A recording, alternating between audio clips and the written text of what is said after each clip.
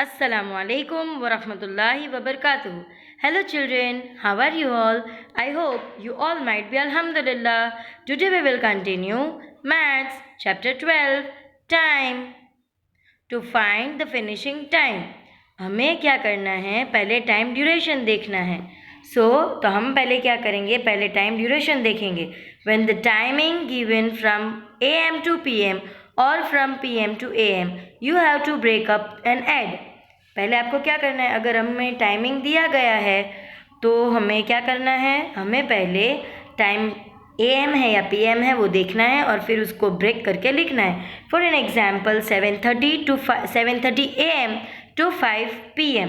तो हम क्या करेंगे, 7:30 AM टू 11:30 AM करेंगे तो उसके 4 आवर्स हो गए. स्टेप 2 में लिखेंगे 11:30 AM टू 12 नून, 30 मिनट्स हुई. फिर 12 नून टू 5 PM तो 5 आवर्स और हुई. तो 5 + 4 9 आवर्स और 30 minutes. Okay. So, to find the finishing time, if you know the starting time and the duration of an activity, you can find the finishing time. For an example, Neha started searching for her school project on dinosaurs at 12:30 PM. If it took her 45 minutes to do that, when did she finish? You can break up 45 into 30 minutes plus 15 minutes. अब हमें क्या करना है, पहले 12:30 PM plus 30 minute करना है तो 1 बज जाएगा.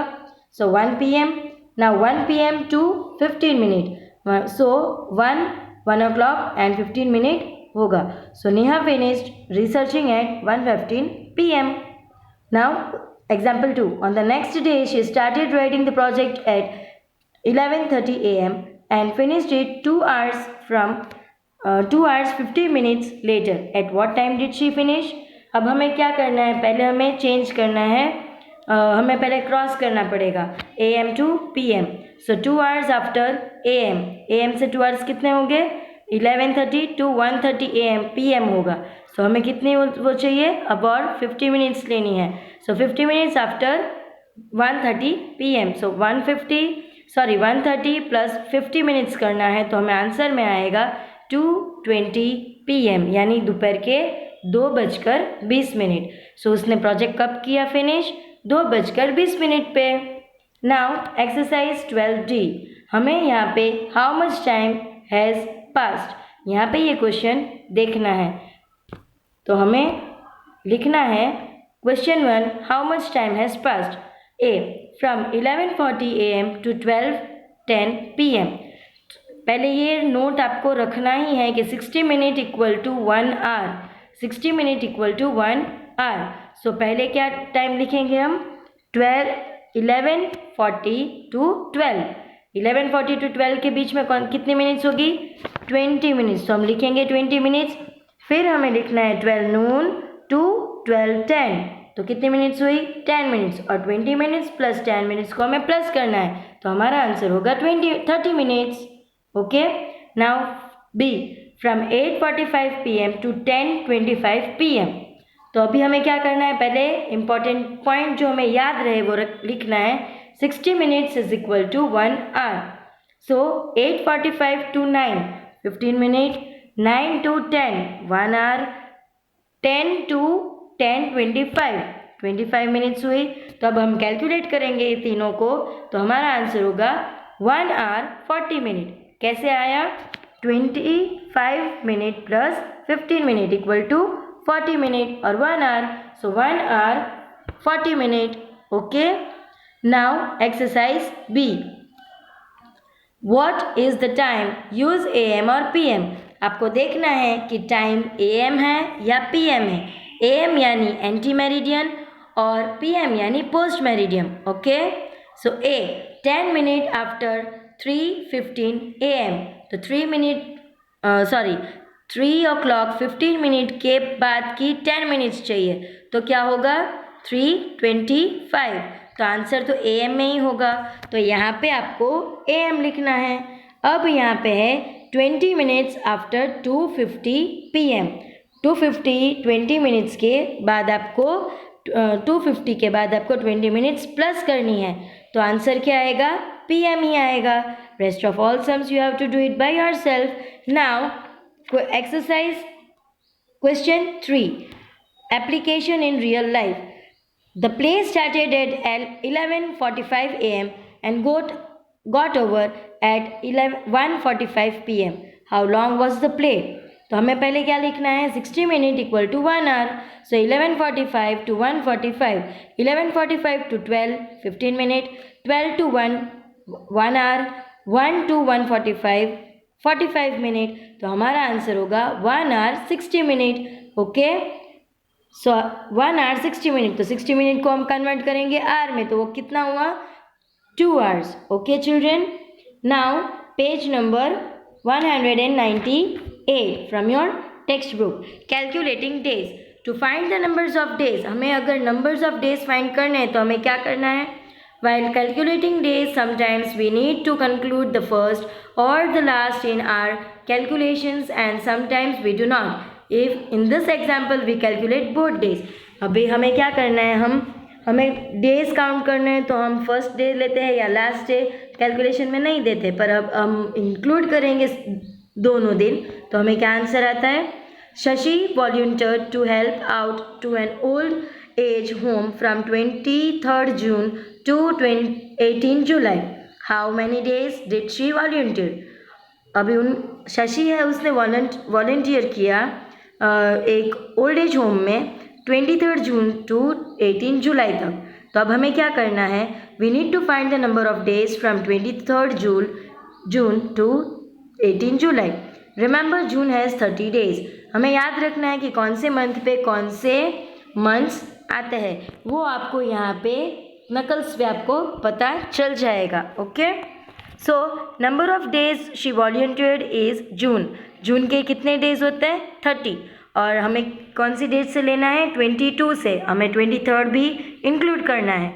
सो 30 - 22 इक्वल टू 8 डेज हुए.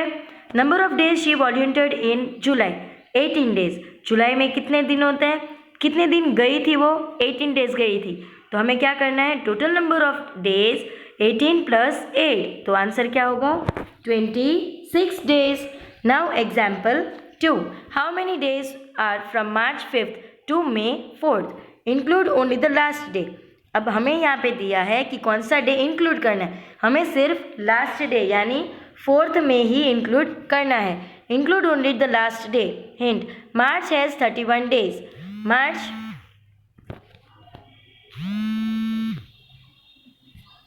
March has 31 days.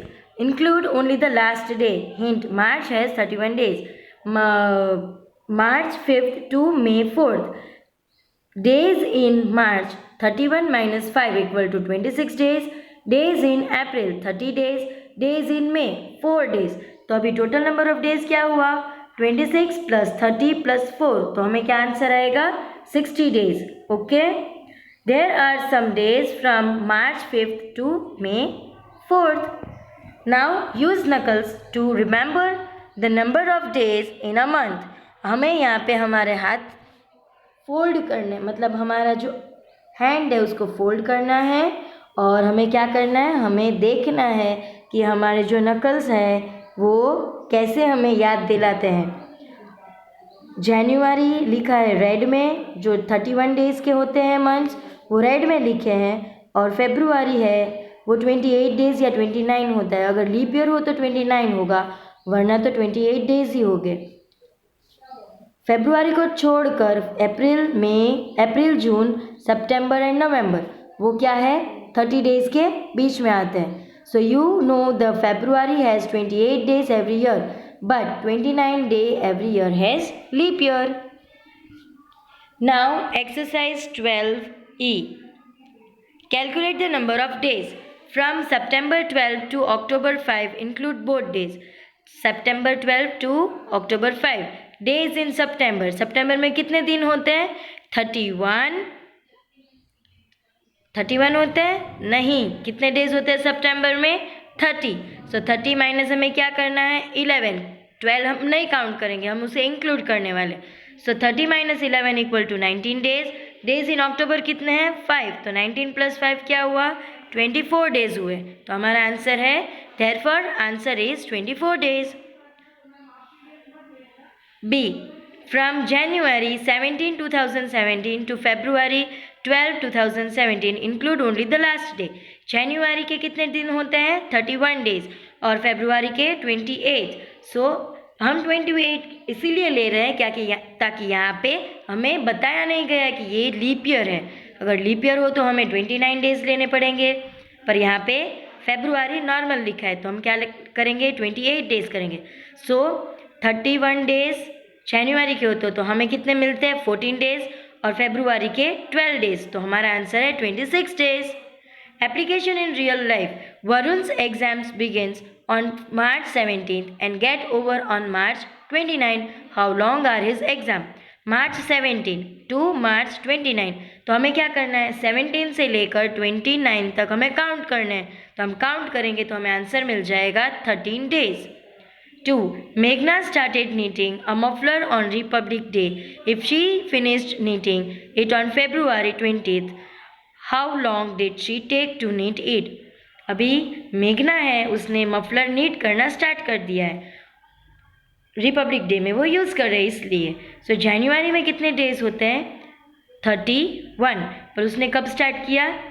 उसने स्टार्ट किया 17th को.